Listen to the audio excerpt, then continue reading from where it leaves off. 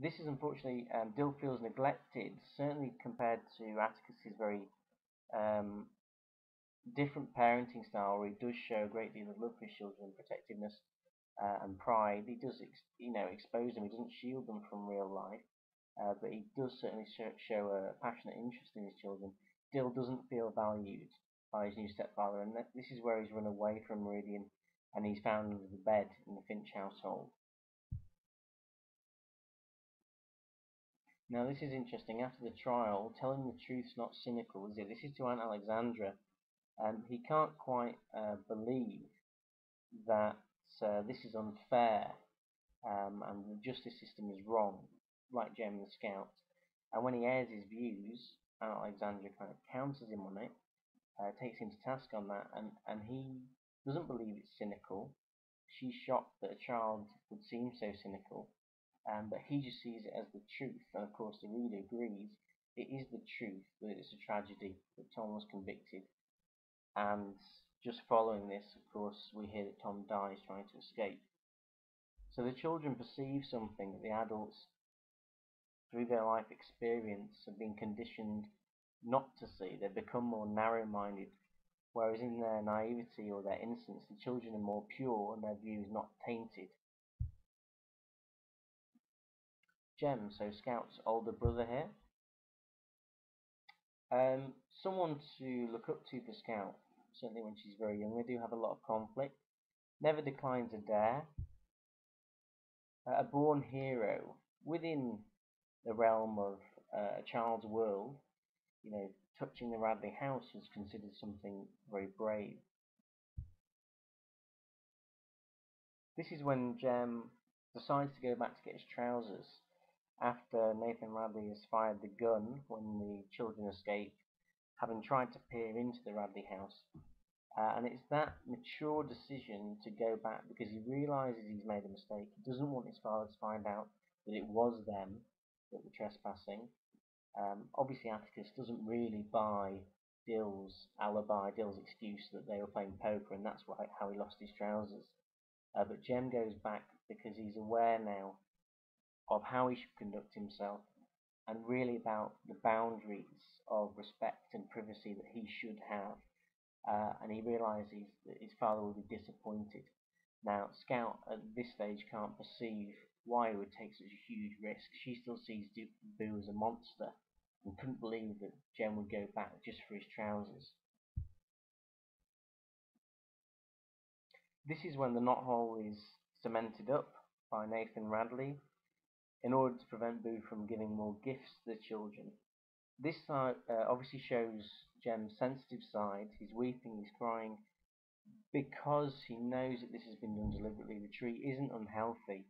It's an act of malice, really, to prevent Boo from interacting with the outside world. And obviously Jem can see that that's a tragedy.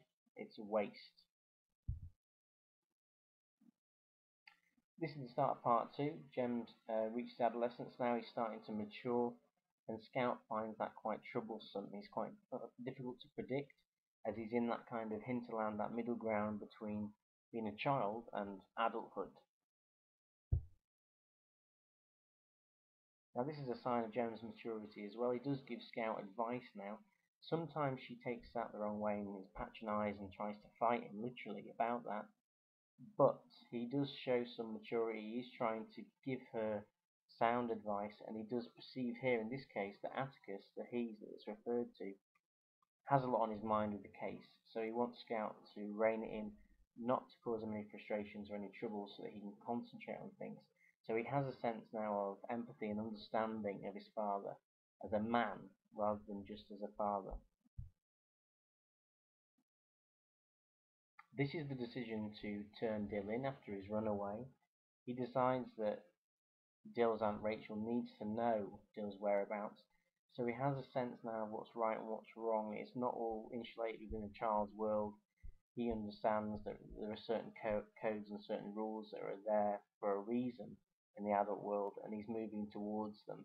Scout, a few years behind him, just sees that as breaking the children's pact. She would rather keep him secret and protect Dill, but Jem makes the more grown-up decision and tells Atticus.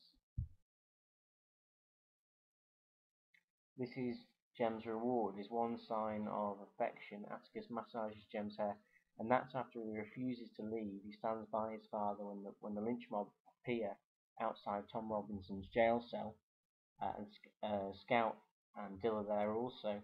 They arrive to see where their father is, because Jem initially senses that there is a problem, and he goes out and follows him. So that kind of act of bravery, just standing fast there, is something that Atticus is actually grateful for, and you can see the bond between father and son. This is interesting. This is the debate over why exactly Boo keeps in his house. Now, Jem suggests that it's because he wants to, which is now the realization after the trial here, that the world is not as it once was. There are people with privileges and people without. There are people who are discriminated against, and there is a lot of unfairness and injustice in the world. So Jem now thinks that perhaps all this complication that they've realised exists might be actually the reason why Boo chooses to stay inside. It's kind of a reality check for Jem, and all his illusions, his kind of gross implications of how the world would exist, based on his father Atticus, who's a great role model for him. He realises not everyone is like Atticus, and that all comes crumbling down. So he's suggesting here again that Boo is probably hiding from reality because it's something that he doesn't want to be confronted with, because it's really not a pleasant reality. Jem again growing up, taking on his father's role here now, in regard to how he speaks to Scout and how he deals with Scout. This is after she's missed her cue and embarrassed herself and rather spoilt the Halloween pageant, although it was quite humorous. Says that Jem makes her feel right again. So he's there to be compassionate and be supportive like Atticus. So he's taken on more of a caring adult role. Okay, the Cunninghams, just one step above the Yules in the social hierarchy. The farmers. They never took anything they can't pay back. This is Scout's account of the Cunninghams talking about Walter to Miss Caroline at school when he can't take the money to buy food because he doesn't quite have enough.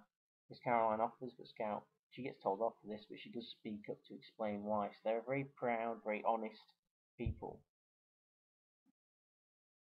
Now, as I said, they're the farmers. This is Atticus talking about them. When he talks about the crash, he means the economic crash, the Great Depression. So all the unemployment and the lack of income they would suffer, they would be very, very close to the breadline, very close to poverty, and yet they wouldn't compromise themselves. They worked really hard. They wouldn't rely on welfare and the government to give them money like the Yules. This is an indication that, just because Walter is of a different class doesn't mean he doesn't have expertise, doesn't mean he can't be recognised for some skill in some area. He talks about farming with Atticus like they're two men, like they're two grown-ups. So he is quite sophisticated in quite a narrow way. And obviously it also shows that Atticus can really relate to a whole range of people. This is Mr. Cunningham, because he's part of the actual lynch mob that turns up outside the jail. Atticus is actually magnanimous enough to defend him, saying he's a good man but he's got blind spots like the rest of us. So he's very understanding, Atticus. He's learned to live with this reality of the inherent racism in the community. Mr. Cunningham here has this blind spot in that he judges black people unfairly. Of course, we know that later, when the verdict is delayed, it's a Cunningham, or one of the Cunningham clan, one of the Cunningham family, that delays that decision and perhaps stands up for Tom. That's the suggestion. And there is a hint of hope there, a hint of progress in the Cunninghams. Now the Yules, by contrast, the white trash family. This is Burris Yule at school. Scout calls him the filthiest human she's ever seen. So obviously living below the poverty line, obviously not really cared for by his parents. It is in fact Mayella who has to do most of the childcare and chores around the house because their father is a drunk. Even though Mayella's only 19, she has to care for all these children. Even Atticus condemns them. the disgrace of Macon for 3 generations because they don't earn, they don't work, they're drunk, they're ignorant, and obviously particularly Bob Ewell, hate-filled in his attitude towards the black community. Um, he sees the Ewells and anyone who's white as above the black community just by virtue of skin colour. Now Calpurnia, the Finch's cook, this is their conflicts, their skirmishes in chapter 1 between Scout and Calpurnia. She learns to live with Calpurnia and even admire her as the novel goes on. But you can see this kind of comical exaggeration of their arguments. More education than most. She can read and write, and remember she teaches Scout to write some of her first lessons from the Bible. Of course, the black community there were underprivileged, disadvantaged with poor education, separate schools, and all sorts of social disadvantages. But Calpurnia has a little bit of an advantage there. She's one of only 3 or 4 people in the whole that can actually read and write.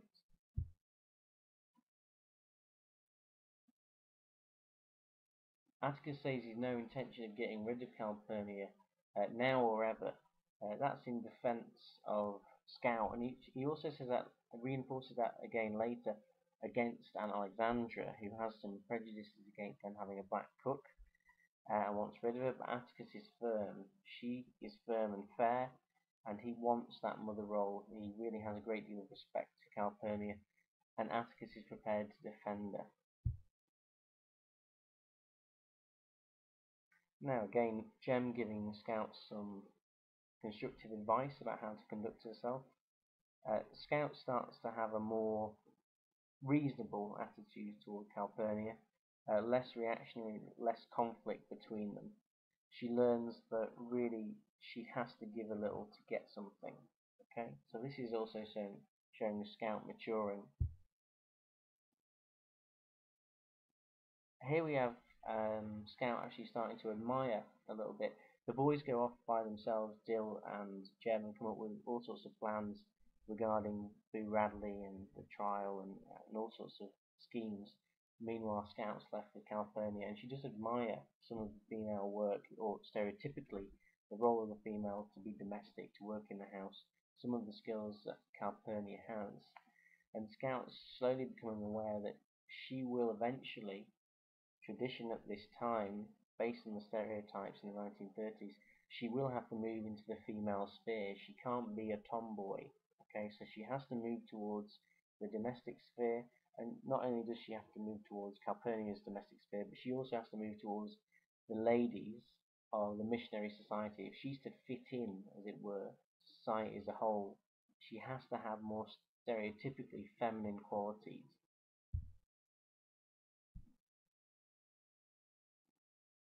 This is when Calpurnia takes the 2 children, Scout and Jem, to her black church, first purchase. As you can see here, she's a very proud woman, and she does act essentially as a parent to the 2 children. And this is her defending them against Lula, when she says that the whites have got their church, the blacks have got theirs, and they should stay separate. Lula is the only person that doesn't show any respect for Scout and Jem's visits. She sees them as trespassing on black territory. But Calpurnia here stands up against that. It's the same God, ain't it? So she really shouts her down, puts Lula back in her place, and that shows strength of character. And obviously, she's not a racist character either. She doesn't hold anything against, or she certainly doesn't visibly hold anything against the white community. And she does value the children. She is clearly trying to bring about some integration here. It's a brave move, taking white children to the black church.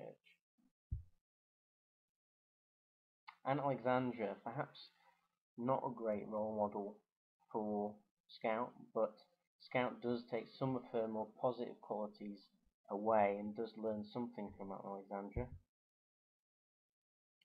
So at the beginning it's all conflicts, and Alexandra's very critical of Scout being a tomboy, fanatical on the subject of my attire, very